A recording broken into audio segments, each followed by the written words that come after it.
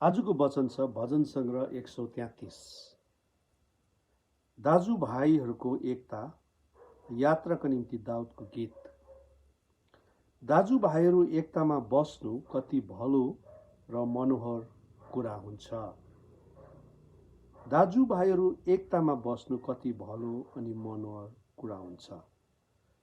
जब हामी भजन सङ्ग्रह 133लाई हेर्छौँ, इजरायलीहरू जब पिलग्रिमेज जान्थे, जब इजरायलीहरू यरुसलेममा जान्थे परमेश्वरको सेवा गर्नलाई, उनीहरू विभिन्न जग्गाबाट भेला भएर जब यरुसलेममा जान्थे, उनीहरूको निम्ति एउटा एकताको प्रतीक थियो। उनीहरू सबैजना एक मन एक चित्त भइकन जिउँदो यहोवा परमेश्वरको चाहिँ उनीहरूले आराधना गर्थे। अनि त्यो समय चाहिँ अति नै रमाहाट अनि खुसीको समय चाहिँ इजरायलीहरूको लागि, यहुदीहरूको लागि थियो।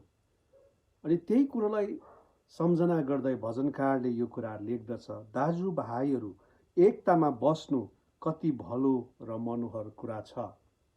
दाजुभाइहरू भनेपछि को? दाजुभाइहरू भन्दा चाहिँ भजनकारले लेखेको कन्टेक्स्ट अनुसार, सन्दर्भ अनुसार चाहिँ इजरायलीहरू, यहुदीहरू हो। अनि अहिलेको कन्टेक्स्ट अनुसार चाहिँ मण्डली हो, प्रेरो। अनि मण्डलीमा चाहिँ तपाईँ अनि म छौँ। मण्डलीका हरेक दिदी बहिनीहरू, हरेक दाजुभाइहरू, मण्डलीका हरेक सदस्य अनि सदस्यले चाहिँ आज दाजुभाइ भनेर यहाँ प्रतीक गर्दछ, रिप्रेजेन्ट गर्दछ। अथवा तपाईँ र मेरो मण्डली मात्र होइन, एउटा युनिभर्सल चर्च पनि छ, एउटा विश्वव्यापी मण्डली पनि छ, जसको सदस्य अनि सदस्यहरू हामी पनि छौँ। प्रिय, यो मण्डलीलाई देखाउँदछ दाजुभाइहरू भन्दा। अनि यहाँ भन्छ दाजुभाइहरू एकतामा बस्नु। अनि हामीलाई याद छ कि यहुदीहरू, इजरायलीहरू जब यरुसलेममा परमेश्वरलाई आराधना गर्न जान्थे, त्यो मन्दिरमा आराधना गर्न जान्थे, बलिदान गर्न जान्थे, प्रशंसा गर्न जान्थे है, उनीहरूको एउटा चरित्र अथवा एउटा उनीहरूको के भनौँ बुलाहाट चाहिँ के थियो भने एकतामा रहनु, एकतामा रहेर जिउँदो यहोवा परमेश्वरको सेवा गर्नु। फेरि आज दाजुभाइहरू भन्दा आज अहिले मण्डलीलाई बताउँछ भने मण्डलीको बुलाहाट, मण्डलीको कलिङ चाहिँ एकतामा रहनु हो। प्रिय, टु बी इन युनिटी। अनि परमेश्वरलाई चाहिँ एकता भन्ने कुरा चाहिँ मनपर्छ। यो कुरा चाहिँ हामीले जान्नु आवश्यक छ है। It's very important that God loves unity. जब हामी बाइबलमा हेर्छौँ, परमेश्वर पिताले पुरानो नियममा, अनि परमेश्वर पुत्रले नयाँ नियममा, अनि अहिले चाहिँ परमेश्वर पवित्र आत्माले काम गरिरहनु भएको छ। त्रिएक परमेश्वरले एकतामा रहेर कामलाई अगाडि बढाइरहनु भएको छ। अनि परमेश्वरमा पनि त्यो एकता हामीहरू देख्दछौँ। प्रिय, अनि एकता चाहिँ परमेश्वरले आज मण्डलीमा पनि चाहनुहुन्छ। जब हामीहरू यूहन्ना 17 अध्यायमा आउँछौँ, प्रभु यीशुले एकताको लागि प्रार्थना गर्नुभयो। जसरी म अनि मेरो पिता हामी एक छौँ, यिनीहरू पनि एक हुन् भनेर उहाँले यूहन्ना 17 अध्यायमा एकताको लागि प्रार्थना गर्नुभयो। अनि जब हामी पावललाई हेर्छौँ, पावलले फिलिपीको मण्डलीमा भन्छ कि तिमीहरूले चाहिँ शान्तिको बन्धनमा आत्माको एकता राख्न चाहिँ प्रयत्न गर भनेर भनेको छ। यसकाले गर्दा बाइबलमा एकताको विषय लिएर धेरै ठाउँहरूमा पाइन्छ। अनि आज तपाईँ अनि मैले जान्नु के आवश्यक छ भने हाम्रो मण्डलीको कलिङ चाहिँ एकता हो, टु रिमेन इन युनिटी। अब एकतामा रहने भन्ने कुरा चाहिँ पहिलो चाहिँ कहाँ आउँछ भन्दा परमेश्वरसँग एकताले एउटा घनिष्ठता पनि बताउँछ। प्रिय, त्यसकारण परमेश्वरसँग हामी एक रहनु पहिलो कुरा। दोस्रो चाहिँ यो एकता चाहिँ हामीले परिवारमा कायम राख्नु, आफ्नो श्रीमानसँग, आफ्नो श्रीमतीसँग, आफ्नो नानीहरूसँग, आफ्नो सन्तानसँग, परिवारभित्र हामीले त्यो एकतालाई कायम राख्नुपर्छ। प्रिय, अनि अर्को चाहिँ हो मण्डलीभित्र, मण्डलीभित्र अनि मण्डली समाजभित्र हामीले त्यो एकतालाई चाहिँ प्रियहरू कायम राख्नुपर्छ। किनभने तपाईँ अनि मेरो बुलाहाट चाहिँ एकता हो। प्रिय, एकतामा रहनु हो। प्रिय, यसकारण यहाँ भन्छ दाजुभाइहरू एकतामा बस्नु। अब जब हामी एकतामा रहन्छौँ, यसलाई चाहिँ कसरी चाहिँ डिस्क्राइब गरेको छ, कस्तो प्रकारले यसलाई वर्णन गरिएको छ भन्दा चाहिँ यहाँ भन्छ कति भलो र मनोहर कुरा हुन्छ। वाह, है, कति भलो, इट्स गुड भनेको छ अङ्ग्रेजीमा, गुड एन्ड प्लेजेन्ट भनेको छ। नराम्रो कुरालाई कहिले पनि हामी गुड भन्दैनौँ, तर राम्रो कुरालाई हामी गुड भन्छौँ। एकतामा रहने कुरा चाहिँ एउटा भलो कुरा, गुड अनि असल कुरा हो। मानिसहरूको अगाडि, संसारको अगाडि, आज समाजको अगाडि एकतामा रहनु भन्ने कुरा चाहिँ एउटा भलो कुरा हो। So it's good. देशमा बसेर भलाइ गर पनि भनेको छ बाइबल, है। सो जब हामी एकतामा रहन्छौँ देशको भलो पनि हुँदछ। एउटा गुड भन्ने कुरा, असल भन्ने कुरा हुँदछ। अर्को कुरा चाहिँ यहाँ भन्छ मनोहर। मनोहर भनेको चाहिँ प्लेजेन्ट, है, प्लेजेन्ट, एकदमै एक प्रकारको रमाइलोपन, है, त्यो त्यसमा एउटा खुसियाली छ, आनन्द छ। कोही बेला हामी भन्छौँ नि एकदमै प्लेजेन्ट मर्निङ भयो, जब मिठो घाम लाग्छ, इभिनिङमा जब घाम डुब्दै गरेको हुन्छ, प्लेजेन्ट इभिनिङ भयो, साँझ भयो भनेर हामी भन्छौँ। मनोहर, आँखाले यसो हेर्दाखेरि पनि एकदमै रमाहट आउने, मनै खुसी हुने। प्रियहरू, जब हामी एकतामा रहन्छौँ, यो चाहिँ एउटा प्लेजेन्ट कुरा हो। यसले हाम्रो जीवनमा भलोपन मात्रै होइन तर आनन्द, खुसियाली ल्याउँदछ। जब परिवारभित्र एकता हुन्छ नि, एउटा रमाहट हुन्छ।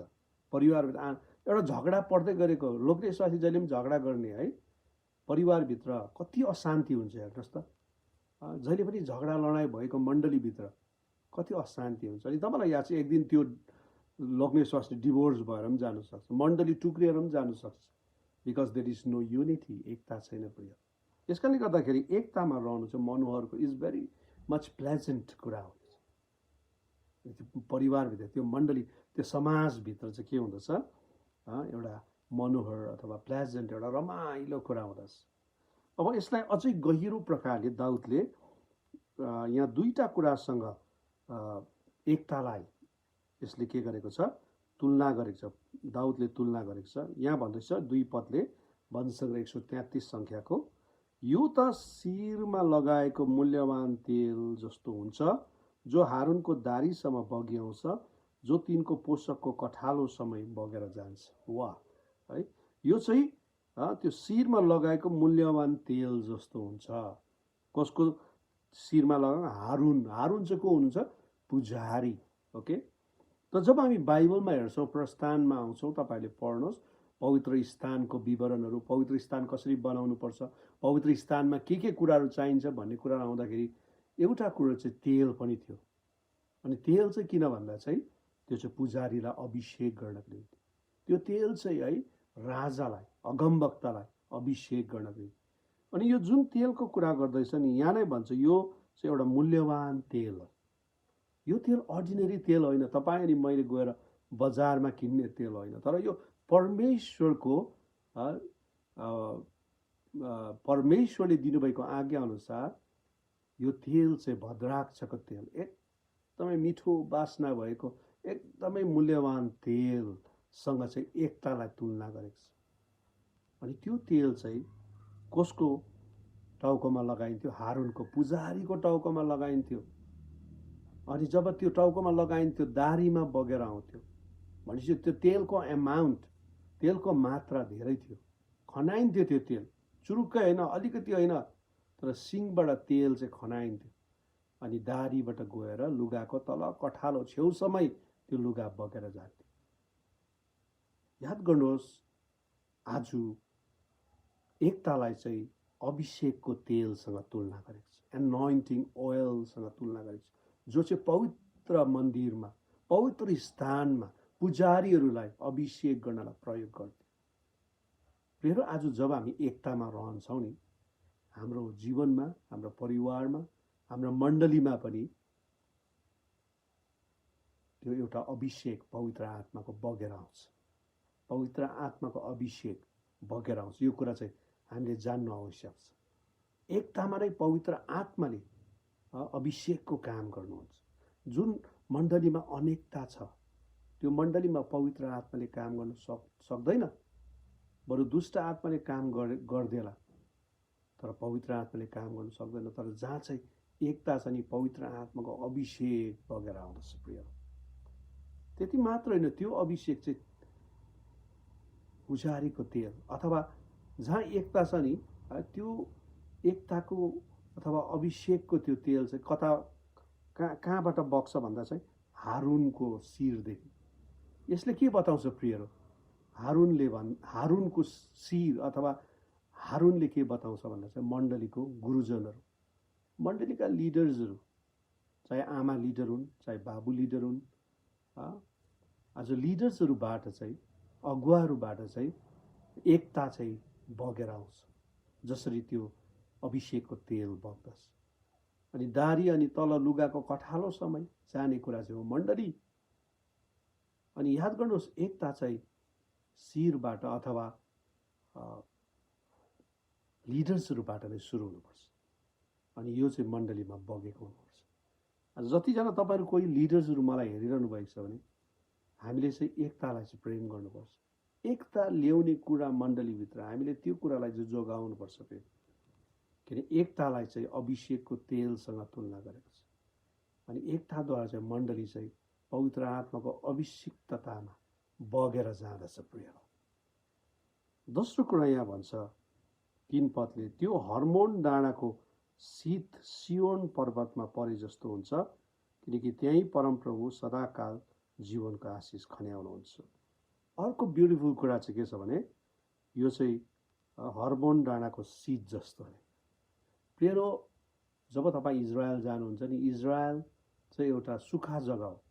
तपाईँले मेरो ठाउँमा जस्तो पानी पर्दैन अथवा हरियो परियो छैन। अनि विशेष गरिकन अब अहिले त कतिवटा टेक्नोलोजी भएको कारणले गर्दाखेरि इजरायलमा फलाउने कुराहरू, एग्रिकल्चरको कुराहरू धेरै अगाडि बढेको छ है। तर त्यो समयहरूमा चाहिँ प्राय आकाशको शीतसँग चाहिँ सबै कृषि अथवा फार्मिङ गर्ने कुराहरूमा भर गर्नु पर्थ्यो। अनि यहाँ प्रभुले के भन्नुहुन्छ भन्दाखेरि चाहिँ त्यो चाहिँ हर्मोन डाँडाको शीत जस्तो छ। के चाहिँ शीत जस्तो? एकता चाहिँ, हेर्नुहोस् है, एकता चाहिँ शीत जस्तो। यो शीतले चाहिँ जब सियोन पर्वतमा पर्छ, यसले फलफुल फल्नुको लागि, उद्भिदहरू फल्नुको निम्ति, रुखहरू बढ्नको निम्ति यसले सहायता गर्छ। यसले जमिनलाई भिजाउँछ, यसले उमार्ने काम गर्छ, यसले जीवन दिने काम गर्छ। पिरो जहाँ चाहिँ एकता छ नि, त्यहाँ चाहिँ आत्मिकी वृद्धिको कुरा आउँछ, आत्मिकी उन्नतिको कुराहरू आउँछ।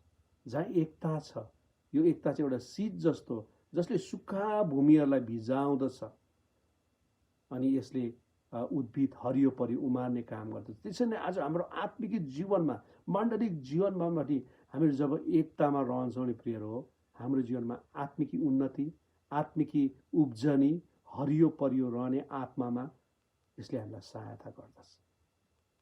अनि यहाँ भन्छ, किनकि त्यही परमप्रभुले सदाकाल जीवनको आशिष खन्याउनुहुन्छ। त्यही भनेको चाहिँ जहाँ एकता छ, where there is unity God will bless. जहाँ चाहिँ एकता छ नि, त्यहाँ चाहिँ जीवनको आशिष परमप्रभुले खन्याउनुहुन्छ। जब हामी परिवारभित्र हामी एकतामा रहन्छौँ, मण्डलीमा एकतामा रहन्छौँ, परमेश्वरले त्यो ठाउँमा चाहिँ आशिष खन्याउनुहुन्छ, जीवनको आशिष, ब्लेसिङ्स। फेरि आज हामीले जान्नुपर्छ एकतामा चाहिँ के छ? ब्लेसिङको कुराहरू छ, आशिषको कुराहरू छ प्रिय। यो हामीले कहिले पनि बिर्सिनुहुन्न। अनि त्यसो त हामी नेपालीमा भन्छौँ एकता नै बल हो भनेर। साँच्चै नै ठिकै हो। जब हामी एकतामा रहेर हामी प्रार्थना गर्छौँ, दुष्टको किल्लालाई हामी भत्काउन सक्छौँ। एकतामा जब हामी रहन्छौँ, परमेश्वरको शक्तिशाली कामहरू गर्न सक्छौँ। जब एकतामा हामी रहन्छौँ, हाम्रो मण्डलीहरू वृद्धि भएर जान्छ। जब एकतामा हामी रहन्छौँ, सुसमाचारको कामहरू बढेर जान्छ। जब एकतामा हामी रहन्छौँ, परमेश्वरले त्यो जग्गामा चाहिँ, त्यो मण्डलीमा, त्यो जीवनमा आशिष खन्याउनुहुन्छ प्रिय। त्यसकारणले गर्दा आज मैले तपाईँलाई भने कि हामी मण्डलीको बुलाहाट चाहिँ एकतामा रहनु हो। जब हामी एकतामा रहन्छौँ, भलो अनि मनोहर कुरा हुन्छ, त्यहाँ चाहिँ गुड एन्ड प्लेजेन्ट कुरा हुँदछ प्रिय। अनि जब हामी एकतामा रहन्छौँ, यो एकता चाहिँ त्यो मूल्यवान तेल जस्तो छ, अभिषेकको तेल जो हारुनको शिरबाट खनाइन्छ प्रिय। अनि एकताले चाहिँ हाम्रो जीवनमा पवित्र आत्माको अभिषेक ल्याउँदछ प्रियहरू। अनि दोस्रो चाहिँ एकता चाहिँ त्यो सिड जस्तो जसले सुक्खा जमिनलाई भिजाएर उद्भिदहरू उमार्नमा, हरियो परियो रहनमा सहायता गर्छ। जब हामी एकतामा रहन्छौँ प्रियहरू, आज हाम्रो आत्मिक जीवनको सुक्खापनहरू भिजाइन्छ, हरियोपनहरू हाम्रो जीवनमा आउँदछ, उमार्ने काम हुँदछ। यो काम शक्तिशाली छ प्रियहरू। अनि जब हामी एकतामा रहन्छ, परमेश्वरले त्यहाँ आशिष खन्याउनुहुन्छ। यदि श्रीमान श्रीमती एकतामा रहेको छ भने त्यहाँ प्रभुले आशिष खन्याउनुहुन्छ। जब श्रीमान श्रीमती नानीहरू परिवारभित्र एकतामा रहेको छ भने त्यहाँ परमेश्वरले आशिष खन्याउनुहुन्छ। जब मण्डलीमा जब विश्वासीहरू अनि मण्डलीका गुरुजनहरू एकतामा रहन्छन् त्यहाँ परमेश्वरले आशिष खन्याउनुहुन्छ। यस कारणले म आज तपाईँहरूलाई मेरो वचनको अन्तमा यही भन्छु, एकतालाई तपाईँले कहिले पनि नकार्नु, डिनाइ नगर्नुहोस्। एकतालाई कहिले पनि तपाईँले पर नसार्नुहोस्। एकता आज हाम्रो जीवनमा ब्लेसिङको एउटा सोर्स हो, स्रोत हो प्रिय हो। हामीलाई अनेकतामा पार्ने कुराहरू ल्याउँछ, हाम्रो परिवारमा, हाम्रो मण्डलीमा झगडा ल्याउने कुराहरू गर्छ है, हाम्रो बिचमा अनबन ल्याउने कुराहरू गर्छ, मिसअन्डरस्ट्यान्डिङ ल्याउने कुराहरू गर्छ। किनकि शैतानको काम चाहिँ यूहन्ना 10:10 अनुसार चाहिँ चोरौँ, मारौँ अनि नष्ट गरौँ भनेर हो। अनि शैतानले कहिले पनि हामीलाई एकतामा रहेको चाहँदैन। तपाईँलाई छ, ब्रिटिसहरूले जब इन्डियामा राज्य गरे उनीहरूले एउटा तरिका चलाए, त्यो चाहिँ हो divide and rule. Divide and rule है, भारतीयहरूलाई के गर, डिभाइड गर, अनेकतामा ल्याऊ अनि त्यसपछि शासन गर। अनि भारतमा के गरे उनीहरूले, हिन्दू अनि मुस्लिमहरूको बिचमा अनेकता हाले। अनि यो अनेकता अहिले पनि छ प्रिय। त्यस्तो प्रकारले अङ्ग्रेजहरूले चाहिँ सजिलोसँग रुल गरे। अनि शैतानको पनि एउटा स्ट्राटेजी, रणनीति चाहिँ के छ, मण्डली परिवारमा अनेकता ल्याउने, श्रीमान श्रीमतीको बिचमा अनेकता ल्याउने, नानीहरूको बिचमा अनेकता ल्याउने, परिवार सन्तानभित्र अनेकता ल्याउने, अनि मण्डलीभित्र अनेकता ल्याउने। अनि शैतानले चाहिँ त्यसपछि राज्य गर्ने। तर परमेश्वरको तरिका चाहिँ कस्तो हो, एकतामा परमेश्वरले राज्य गर्नुहुन्छ, एकतामा परमेश्वरले आफ्नो अभिषेक खन्याउनुहुन्छ, एकतामा प्रभुले आज उमार्नुहुन्छ, एकतामा परमेश्वरले आशिष दिनुहुन्छ। यस कारणले एकतामा रहनुको निम्ति तपाईँ नि मेरो बुल्लाहाट हो, मण्डलीको, परिवारको, प्रत्येक विश्वासीको। यस कारण एकतामा रहनको निम्ति हामी हरदम कोसिस गरौँ। पौलले भन्छ, पवित्र आत्माको एकता, शान्तिको बन्धनमा कायम राख्नलाई चाहिँ तिमीहरूले प्रयत्न गर, कोसिस गर। शैतानको कोसिस हुन्छ अनेकता ल्याउने, तर तपाईँ नि मेरो कोसिस परमेश्वरको शक्तिमा, पवित्र आत्माको शक्तिमा चाहिँ के छ, एकता। र आज हामीले एकताको वचन हामीले सुनेका छौँ। यो वचनलाई जसै हामीले सुनेका छौँ हामी पालन पनि गरौँ, ताकि प्रभुले हाम्रो जीवनमा, हाम्रो परिवारमा धेरै धेरै आशिष खन्याउन्। प्रभुले यो वचनमा हामी सबैलाई आशिष देऊ।